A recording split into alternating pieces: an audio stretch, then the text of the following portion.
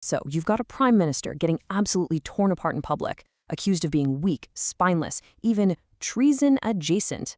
But at the very same time, he's projecting this image of calm, measured diplomacy.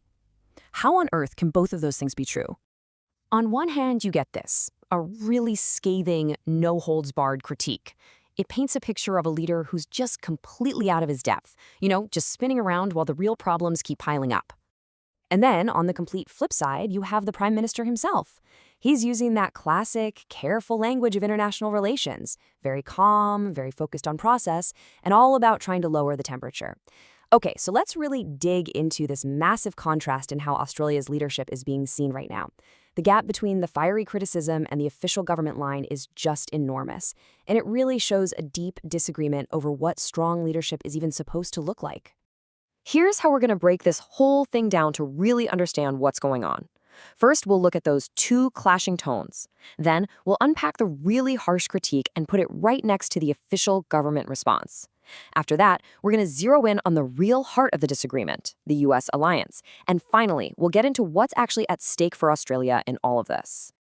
So let's kick things off by just looking at the core of this whole conflict, the fundamentally different ways this situation is being talked about. This isn't just a simple disagreement on policy, it's like a clash of two different worlds. Now, what's so fascinating here is how the language itself tells a story of two completely separate realities. On the left, you've got this raw, emotional, really aggressive language. It's designed to get a reaction. But on the right, it's all sanitized, professional, almost bureaucratic, designed to project stability. This isn't just a difference of opinion. It's a fundamental difference in the very words used to describe national leadership. All right, let's really dig into the view from the critics. Let's explore the arguments laid out in that public takedown. What's the foundation for such fiery language anyway? So the critique really centers on a bunch of pretty powerful accusations. It's basically saying the prime minister is weak, that he's dodging tough issues at home like fuel prices, and that he hides behind vague word salad. But the heaviest charge for sure is that he's putting some abstract global image ahead of the concrete alliance with the United States. And that's a really strategic line of attack, right? It's designed to paint a picture of a leader who cares more about international opinion than about the country's core security. Now, to really get that treasonous-sounding comment, it helps to understand this concept the critic is talking about. The accusation is that the prime minister's statements are more about looking good for a global audience than they are about taking a firm, meaningful stand with key allies. That it's all performance over actual substance. Okay, so we've heard the critique. Now let's flip the coin and look at the prime minister's own words to understand the government's official position. How does he frame his government's approach to these exact same issues? The official response, you'll notice, is all about international norms, economic stability, and the diplomatic process. The goals are clear: de-escalate conflict, protect civilians, and manage the economic fallout for everyday Australians.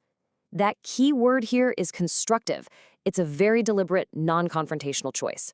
This strategy is likely aimed at positioning Australia as a stable, reliable middle power, while also reassuring people at home who might be worried about getting dragged into conflicts far away.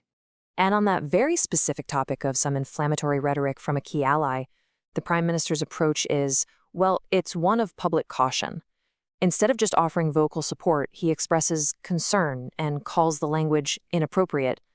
He's clearly putting some distance between his government and that more aggressive tone, carving out a distinctly Australian position. And this all brings us to the absolute heart of the disagreement. It really boils down to Australia's most important alliance. How should the country navigate its relationship with the United States, especially during a moment of global crisis? I mean, this slide just lays it all out, doesn't it? It perfectly illustrates the huge divide. The critic sees the alliance as existential, an absolute must that requires unwavering public loyalty no matter what. The government, though, sees room for nuance, for public disagreement even, critiquing an ally's language and suggesting that maybe words should be kept in perspective. So at the end of the day, this isn't just some political debate. This has real-world consequences for every single Australian, touching on everything from our national security to the price we pay at the pump. So what's really driving this whole thing? Well, it pretty much comes down to three big interconnected issues. You've got national security, which for decades has been super tightly linked to the U.S. alliance. Then you've got our economic stability, which is directly hit by global conflicts that drive up costs like fuel. And finally, there's our global reputation, which is shaped by how our leaders decide to act on the world stage. These three things are always in a really delicate balance. And here's the crucial point.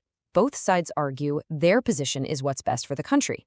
They just define best in completely different ways. For the critic, the main risk is looking weak and abandoning our mates, which they believe could threaten our security. For the Prime Minister, the main risk is economic pain for Australians and seeing international law get pushed aside. This entire firestorm can really be boiled down to a fundamental choice in foreign policy. Does Australia's security depend on absolute vocal solidarity with its main ally, no matter what? Or does it lie in a more independent, multilateral approach that puts de-escalation and international rules first?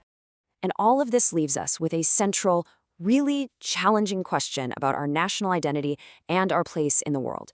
And believe me, there is no easy answer here. So what does true strength really look like on the world stage? Is it being resolutely, publicly loyal to your friends, even when you might disagree with their tone? Or is it all about diplomatic restraint and a commitment to a broader international process? That's the question at the very center of this whole debate, and how Australia decides to answer it will absolutely define its future.